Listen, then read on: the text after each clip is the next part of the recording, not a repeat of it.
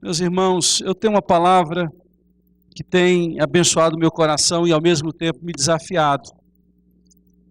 E eu tenho certeza que Deus quer falar com a igreja por meio dessa palavra que se encontra no livro de Josué, capítulo 3. Convido a todos que possam refletir na história e na meditação que será feita a partir do texto bíblico, que conta a história da travessia do povo de Israel, quando, saindo do deserto, entra na terra prometida. Há algumas semanas eu preguei sobre o desastre de 2,5 tribos que queriam ficar do lado de cá do Jordão. Não queriam passar para conquistar a terra prometida. E aqui nós temos o relato já sob a liderança de Josué, o relato do povo atravessando o Jordão e iniciando o processo de conquista da terra prometida. Nós vamos fazer a leitura de 2 porções. Vai ser projetado, nós vamos aí o versículo 1 em diante, depois vamos passar para outra porção. Sentados como estamos, diz a palavra de Deus, de manhã bem cedo, quem dorme até tarde não cumpre a palavra de Deus. De manhã bem cedo, Josué e todos os israelitas partiram de Setim e foram para o Jordão, onde acamparam antes de atravessar o rio. 3 dias depois, os oficiais percorreram o acampamento e deram esta ordem ao povo: quando virem a arca da aliança do Senhor, o seu Deus, e os sacerdotes levitas carregando a arca, saiam das suas posições e sigam-na. Mas mantenham a distância de cerca de 900 metros entre vocês e a arca. Não se aproximem. Desse modo saberão que caminho seguir, pois vocês nunca passaram por lá. Josué ordenou ao povo, vamos ler todos juntos? Santifiquem-se, pois amanhã o Senhor fará maravilhas entre vocês.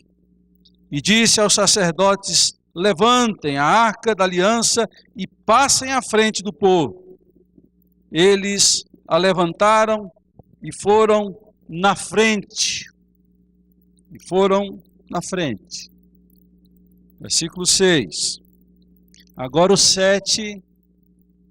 E o Senhor disse a Josué: hoje começarei a exaltá-lo à vista de todo Israel, para que saibam que estarei com você como estive com Moisés. A outra porção, por favor.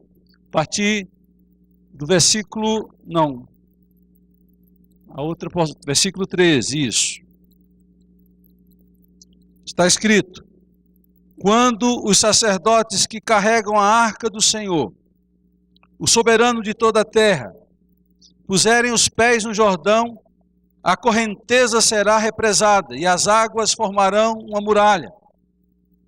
Quando, pois, o povo desmontou o acampamento para atravessar o Jordão, os sacerdotes que carregavam a arca da aliança foram adiante. O Jordão transbordava em ambas as margens na época da colheita. Assim que os sacerdotes que carregavam a arca da aliança chegaram ao Jordão e seus pés tocaram as águas, a correnteza que descia parou de correr e formou uma muralha a grande distância, perto de uma cidade chamada Adã, nas proximidades de Zeratã. E as águas que desciam para o mar de Arabá, o mar salgado, que é o mar morto, escoaram totalmente. E assim um povo atravessou o rio em frente de Jericó. Os sacerdotes que carregavam a arca da aliança do Senhor ficaram parados em terra seca, no meio do Jordão, enquanto todo Israel passava, até que toda a nação o atravessou, pisando em terra seca. Que Deus nos dê graça e sabedoria para absorver o ensino da sua palavra. Faço uma pergunta retórica. faço uma pergunta com resposta óbvia, mas a resposta nos induzirá a entender o caminho para se responder, para se receber as bênçãos que essa pergunta tem no seu conteúdo. Pergunto: quem aqui quer ver maravilhas na sua vida? A resposta é óbvia, todos nós queremos. Não há ninguém, não há uma vida aqui presente que não queira ver as maravilhas de Deus. Não há uma pessoa sequer entre nós que não quer ver Deus entrar com providência, agir miraculosamente na nossa história. Todos nós queremos ser abençoados. Todos nós precisamos da bênção, da intervenção de Deus. Este é um fato. Esta é uma verdade. Agora, o que é que estamos prontos e dispostos a fazer para receber as bênçãos de Deus? Essa outra pergunta, essa cala o nosso coração, porque a primeira revela a nossa necessidade, o nosso desejo, mas a segunda resposta muitas vezes revela a nossa falta de disposição, o nosso egoísmo, o nosso interesse mesquinho de querer a bênção e de não fazer nada em direção à bênção. Eu fiz essa pergunta porque Josué, preparando aquele povo todo para atravessar o Jordão, faz uma promessa condicional. E você vai encontrar na Bíblia muitas promessas condicionais. E aqui, uma delas. Santificai-vos. Versículo 6. Santifiquem-se, pois amanhã o Senhor fará maravilhas entre vocês. Antes das maravilhas, é necessário a santificação. Deus, ele no seu método, nas suas promessas, boa parte delas são sempre condicionais. A exceção são promessas que não exigem de nós condições. Há situações e momentos que Deus age sem que eu precise levantar uma palha, abrir a boca, erguer a espada. Mas a maioria exige de nós uma contrapartida. Nem que seja a nossa fé, mas exige de nós uma contrapartida. E eu olho para este episódio tão marcante na vida de Israel, um episódio de decisão, de ruptura, de mudanças. Sair de uma terra que tinha uma linha de um rio que a dividia e entrar, ter que conquistar essa terra. A expectativa era grande, havia também receio, medo, ansiedade, porque a mudança é desconhecida, o novo é desconhecido. E tomar uma decisão, sair da inércia, não é simples, mas é necessário. E esse povo, então, para receber as maravilhas de Deus, as promessas de Deus, as bênçãos de Deus, descobre que eles têm que fazer algumas coisas, e nós temos que descobrir isso. Eu quero ver com vocês nesse texto 5 atitudes, 5 gestos, que pessoas que querem ser abençoadas, que querem ver as maravilhas de Deus, precisam fazer. A primeira delas tem a ver com a presença de Deus, com a direção de Deus, com a rota que Deus nos propõe no GPS da fé. Hoje a vida virou muito fácil. Antigamente a gente tinha que abrir o mapa e dirigir enquanto olhava o mapa. Hoje uma voz ou de mulher ou de homem vai dizendo, vira à direita. Quando você vira à esquerda, você não entendeu o que eu falei, vira à esquerda. E faz a rota de novo para você.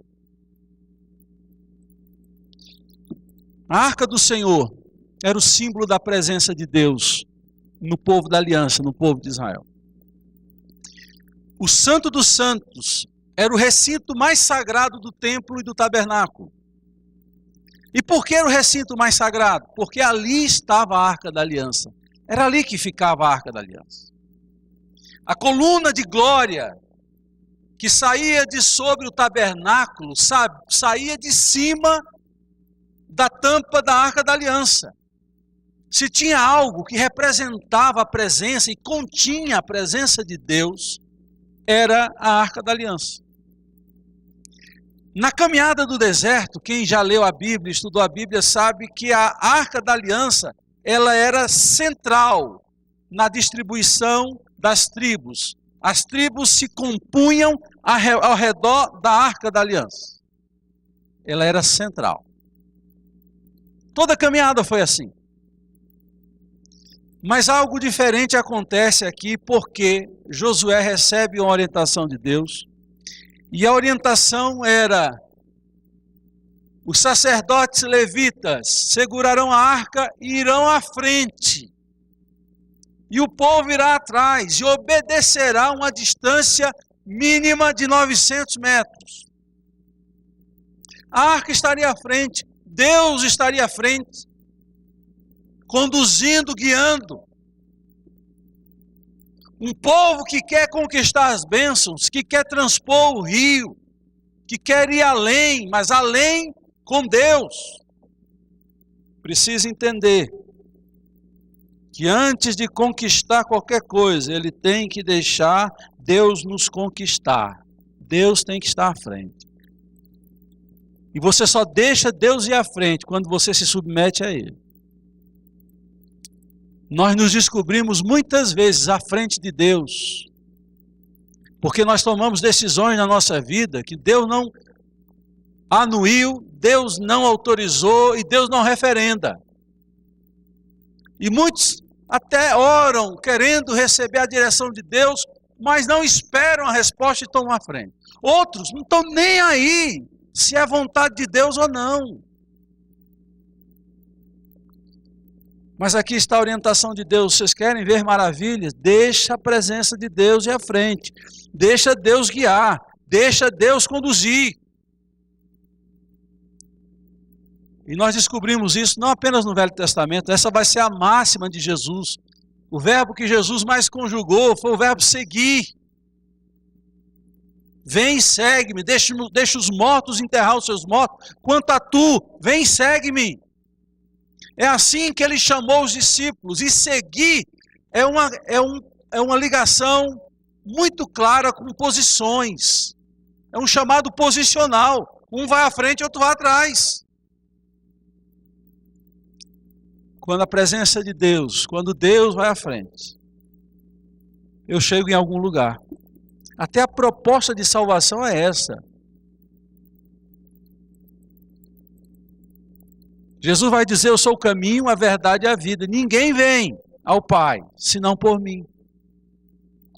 É esse processo de entrar no caminho certo e seguir a pessoa certa que garante sucesso. E a gente já está cansado de apanhar.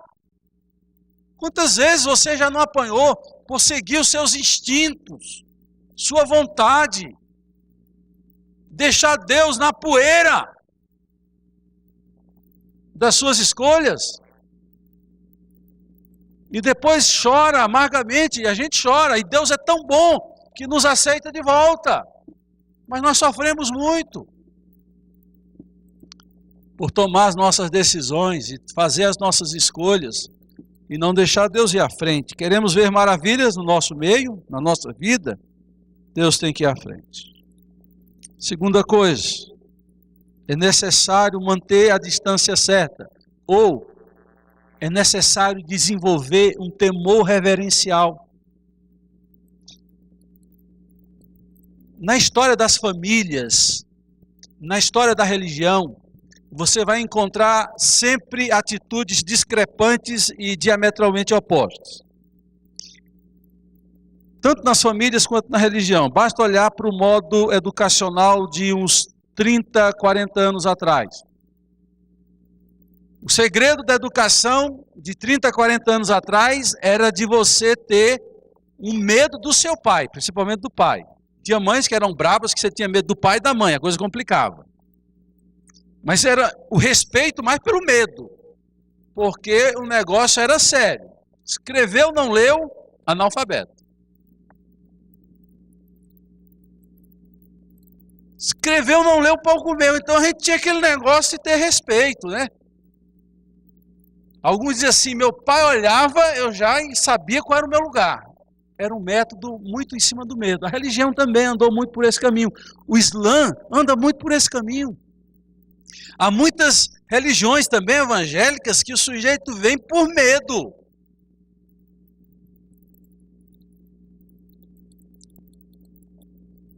E existe outro extremo, né? Hoje os pais querem ser amigos dos filhos. Aí perde-se a autoridade, porque amigo não tem autoridade sobre o outro. Amigo é uma relação de iguais. Você precisa manter as duas coisas equilibradas. Jesus mantém isso. Ele diz, eu sou amigo de vocês, João capítulo 15. Não vos chamo de servo, mas de amigo. Mas ele também diz, eu sou o Senhor de vocês. A oração do Pai Nosso propõe o quê? Uma relação paternal, Pai Nosso que estás no céu, santificado seja o seu nome. Você se sente abraçado pelos braços do Pai. Uma relação de intimidade e de amor.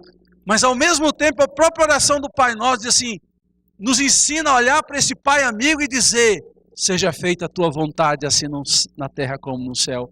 Uma relação de submissão, uma relação de respeito. Hoje, as pessoas estão ou com medo de Deus, ou se achando muito amigo de Deus e se achando na liberdade de fazer o que bem entende, e que Deus, como é meu amigo, vai aceitar qualquer coisa. Ih, você está errado. Lamento informar, você está errado. Descobrir isso e acho que é o caminho certo. É você aprender a amar, ter uma amizade, uma intimidade, ter um respeito na relação com Deus, assim deve ser com os nossos pais. E quando aqui propõe que uma distância seja dada, vocês lembram que alguém tocou na arca e morreu fulminado. A presença de Deus precisa ser respeitada e não apenas sentida, guarda isso. Tem gente que quer sentir a presença de Deus, isso é muito bom. Mas pouca gente respeita a presença de Deus. Se a gente tivesse, no mínimo, a prática do Islã sem medo, orar 5 vezes ao dia, aí a gente ia fazer muito mais do que a gente faz hoje. Mas com equilíbrio. Primeiro a intimidade, depois a reverência. A gente precisa ter reverência diante de Deus, não só na hora do culto. Eu vejo algumas igrejas, e muitas igrejas presbiterianas estão incluídas nesse rol. Tem que ser, pastor, ordem e decência na hora do culto. Eu digo, é só na hora do culto? E na tua vida que não tem ordem e decência? Cara pálida. Uma luta pela liturgia, mas pela vida limpa e pura ninguém tem.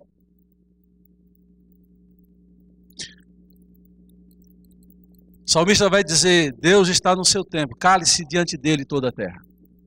Esse respeito tem faltado, queridos. Quando a gente aprender a juntar intimidade e respeito por Deus, você vai ver como a sua vida com Deus vai mudar. Como vai ter uma guinada. Então essa é a segunda condição para que você seja abençoado. Mantenha a distância necessária. Mantenha o temor reverencial. A gente repete como um papagaio um texto de provérbio, não sabe nem o que significa. O temor do Senhor é o princípio da sabedoria. O que é temor? É essa reverência. É esse respeito diante da presença dele. É que é o princípio da sabedoria. Essa é a segunda condição. A terceira condição para ver as maravilhas de Deus na nossa vida é a santificação. E é muito claro o discurso de Josué. Ele diz, santifiquem-se, porque amanhã o Senhor fará maravilhas no meio de vós. Mais uma vez, presente a questão condicional e mais uma vez a necessidade do hoje prevalecer para que o amanhã aconteça. Amanhã sempre será um novo dia, sempre. Mas o amanhã pode também ser a consequência do nosso hoje. E não adianta botar a culpa em Deus nem nos outros. Porque isso é cômodo para mim e para você. Nós somos feitos do mesmo pecado. A gente é especialista em achar culpados e em colocar a culpa nos outros. Deixe Deus ir na frente. Respeite Deus. Esse negócio de respeite seu pai e sua mãe, já ouviu? Respeite Deus. E santifique-se. Eu dava aula hoje na classe de batismo sobre santificação. E há muitos conceitos sobre santificação. E eu gosto muito do que o Rick Warren fala no seu livro Uma Vida com Propósito. Santificação é o processo de se parecer com Jesus, de estar crescendo à medida da estatura de Cristo. Quando eu começo a parecer com Jesus nos meus atos, nas minhas emoções, não só no que eu faço. Eu falava para eles que o que eu sinto vai virar ação. Mas muitas vezes eu posso fazer algo sem nenhum sentimento bom, só por fazer. Mas quando o meu sentimento precede a minha ação, e o sentimento é de misericórdia, é de amor, é de compaixão, é de generosidade, é de altruísmo, tudo que vem como fruto desses sentimentos é bênção. Por isso que antes de obedecer, é necessário ser. É necessário trabalhar o nosso coração. Sabe o que é santificação? Trazendo outro conceito simples. É ser uma pessoa melhor. É envelhecer melhorando. Aprendendo com seus erros, acertando porque errou, trocando sentimentos que no meu coração não me fazem bem. Quando Paulo escreve aos Filipenses no capítulo 2, ele faz aquele desafio: tende em vocês o mesmo sentimento que houve em Cristo Jesus. É um sentimento bom de crente, gente convertida, gente que não nutre e nem acalenta o mal no coração. Gente que procura o bem, que não faz perversidade, que não vive julgando outros, gente boa de Deus. Trabalha, deixa Deus trabalhar o seu ser, a sua personalidade, o seu caráter. Tem muito crente mau caráter. Não é crente, né? Mas a gente chama de crente porque ele é membro da igreja, não é crente. Precisa tratar caráter. Santificação é isso, é parecer com Jesus. E não tem como parecer sem caráter de Cristo. Não adianta você se esforçar sem o Espírito Santo.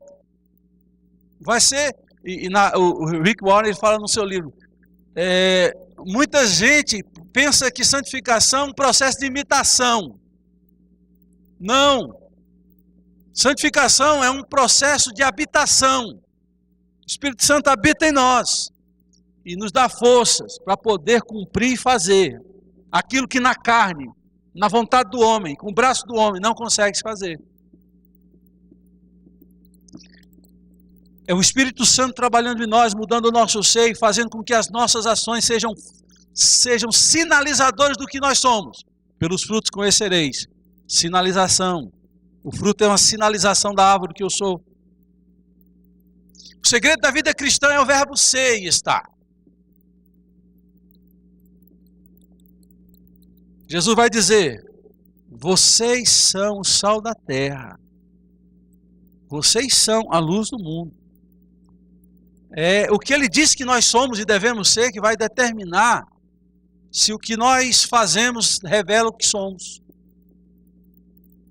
Agora, não adianta fazer sem ser, porque o legalista faz isso. Os fariseus receberam censuras de Jesus, porque eles faziam sem ser. Eles faziam com motivações erradas. Você quer ver maravilhas na sua vida, querido? Deixa Deus ir à frente. Siga-o.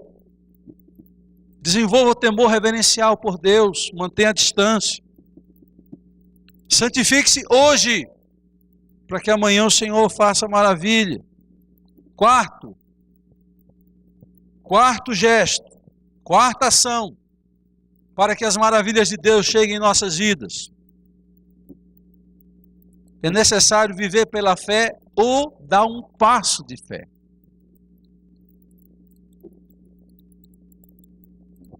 A combinação, eu fico imaginando a combinação. Presta atenção, Manuel. Está lá Josué falando com o povo, estão os sacerdotes, o povo lá ansioso, um misto de medo e ansiedade, vontade de entrar, de que a coisa aconteça, a hora chegue, de passar o rio. Aí Josué fala assim, bom, nós vamos botar a arca na frente, os sacerdotes vão à frente. Ao sacerdote, aleluia, glória a Deus. Aí Josué diz, nós não vamos manter uma distância da arca, glória a Deus, todo mundo deu um glória a Deus, aleluia. Mas vocês têm que santificar, amém, amém. Glória a Deus, já deu lugar para amém, amém. Aí Josué perguntou, amém ou não amém, irmão? Amém. Aí Josué olhou para os levitas e disse, os levitas vão botar o pé na água e a água vai parar, fazer uma barreira lá em cima e vocês passam. Aí os sacerdotes levitas disseram, misericórdia. Sobrou para nós, sempre sobra para algum. Nas igrejas geralmente sobra para o pastor. Geralmente. Aqueles levitas sacerdotes olharam, sobrou para a gente. Eu pensei que ir à frente era uma coisa tão simples, era só ir à frente. Olha que coisa sensacional.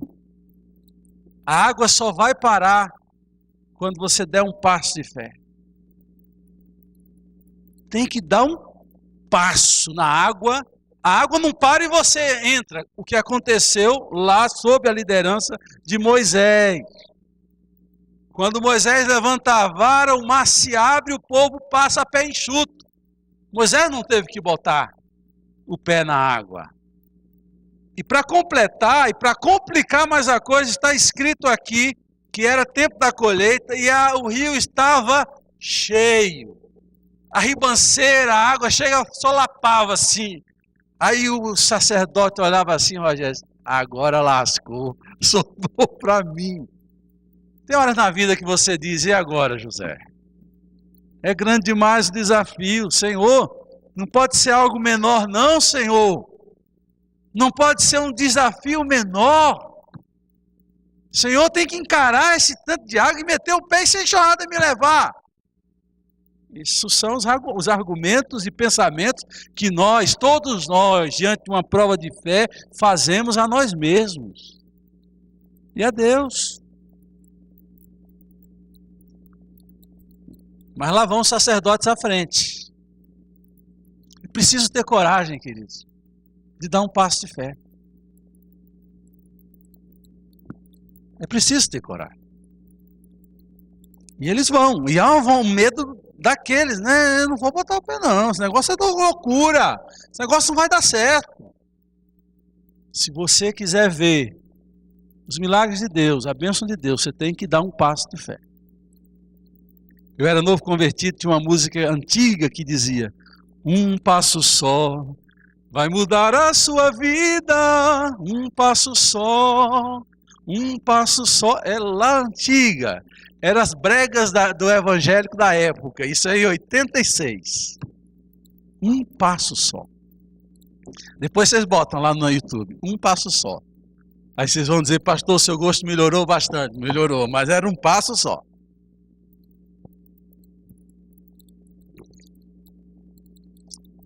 Coragem de dar um passo. Quem dá um passo começa uma caminhada. Quem dá um passo inicia uma jornada. Quem dá um passo dá 2, dá 3, dá 1000. Mas tem que dar um passo. A fé é o convite a dar um passo para iniciar uma caminhada. Um professor antigo meu dizia, é melhor dizer nós vai e ir do que dizer nós vamos e não sai do canto. Não se move. Tem gente com um discurso teológico bonito, sabe o desenho perfeito, a arquitetura está plena, perfeita, mas não bota por obra, não faz nada. Meu querido, isso não é fé.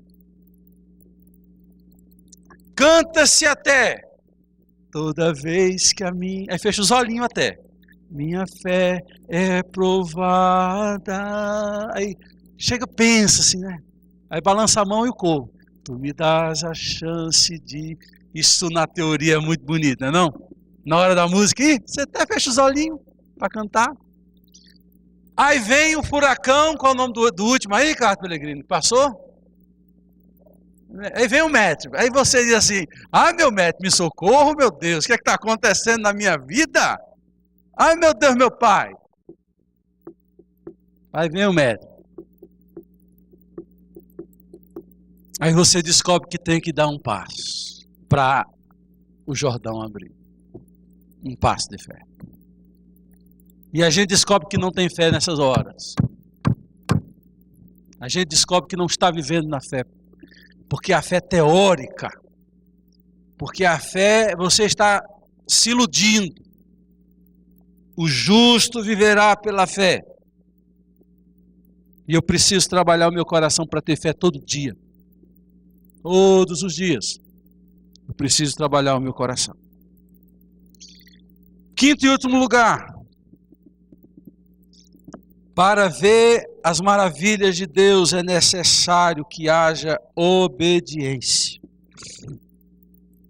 E aqui eu vou trabalhar a história da mulher com o fluxo de sangue, que gastou tudo que tinha com médicos, que gastou tudo que tinha de esperança, de forças, nesse longo tempo de uma enfermidade que arrancava dela as forças, e ela junta a fé com a ação, com a obediência.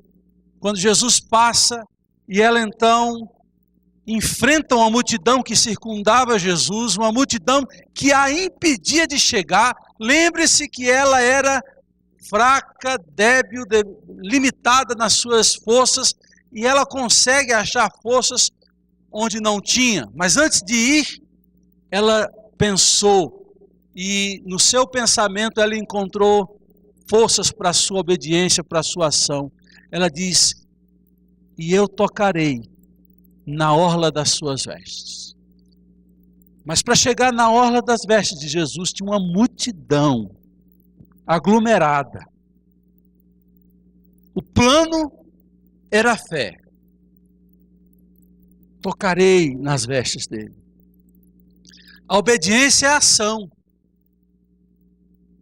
Ir lá e enfrentar os obstáculos, as dificuldades, em oração, em perseverança.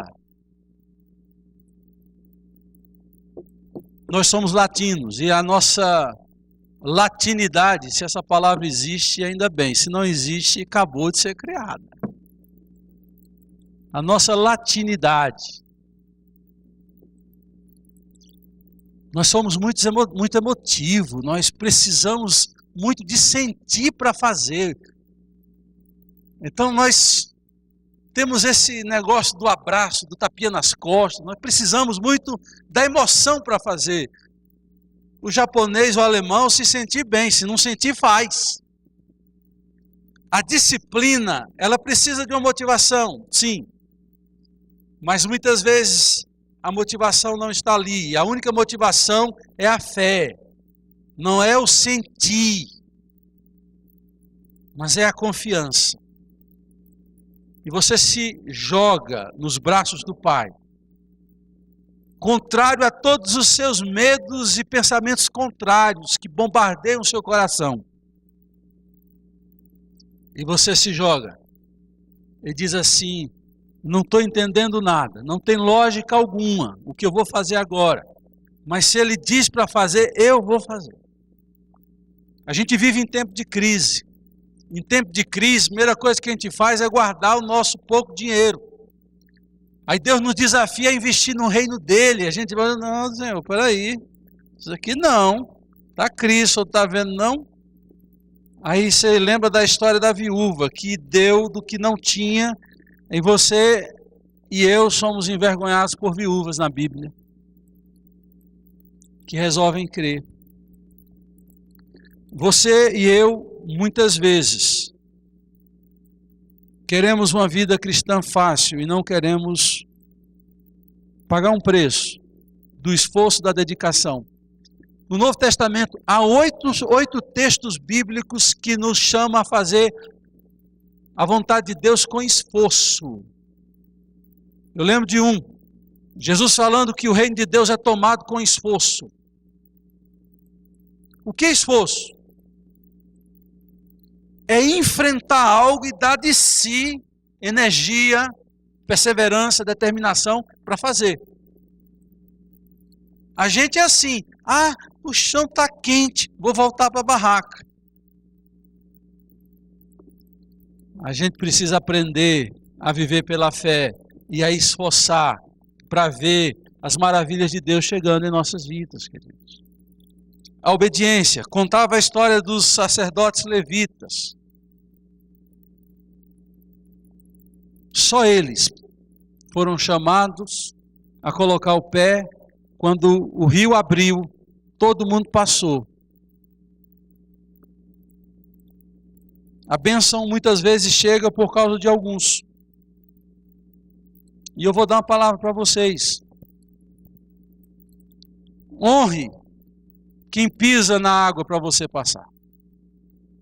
A começar dos seus pastores, honre seus pastores. Vocês não têm ideia do que é pastorear. Vocês não têm ideia do preço que é pago para poder cuidar e orar pelas vidas das pessoas que são colocadas sob nossa responsabilidade. Vocês não têm ideia. Pastores são pessoas que põem pé na água para vocês passar. Vocês não têm ideia da responsabilidade que Deus colocou sobre a vida dos presbíteros. Nós tivemos reunião agora na sexta-feira. Às vezes problemas que nós temos que resolver lá, que você nem sabe, nem deve saber.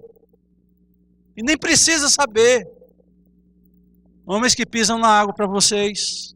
Os diáconos que estão aí perdendo o culto nas escalas, um ali na porta, um lá no carro, pisando na água para que você possa passar com o pé enxuto. Os pais hoje tiveram lá no Parque da Cidade uma programação para as crianças. Vocês não sabem o trabalho que foi ir lá, escolher o lugar, contratar um carro de pipoca, picolé, contratar a equipe que ia, levar a mesa, levar a cadeira. Tem gente pisando a água para você passar. E você sentadão, gostando. Aí você acomodou, só quer agora que gente pise na água para você passar. Saia do seu comodismo. E pise na água para outros passarem. É isso que é cristianismo. É isso que faz a diferença. Meus irmãos, queremos a bênção de Deus na nossa vida. Se queremos, devemos querer que Deus tome a frente. Devemos desenvolver o temor reverencial, buscar a santidade, dar um passo de fé e obedecer. E obedecer. Porque a obediência é que fez com que a salvação chegasse até nós. Se tem uma característica que a Bíblia fala de Jesus, principalmente o autor aos Hebreus, é que ele obedeceu até o fim, assumiu o preço, mesmo na luta, na humilhação, obedeceu para que a obra fosse feita. Ele disse, está consumado, porque ele foi até o fim. Vá até o fim, meu irmão, não fique no meio da estrada, não fique no meio do caminho, vá até o fim. Que o nosso amanhã seja marcado pelas bênçãos de Deus e pelas maravilhas de Deus. Amém ou não amém? E que vocês sejam obedientes. Amém ou não amém? Santificados na presença do Senhor. Amém ou não amém? Gente que deixa Deus ir na frente. Amém ou não amém? Gente que tem temor e respeito por Deus. Amém ou não amém? Gente que vive pela fé. Se isso chegar à nossa vida, ao nosso coração, nós vamos ver maravilhas na nossa vida. Eu vou convidar de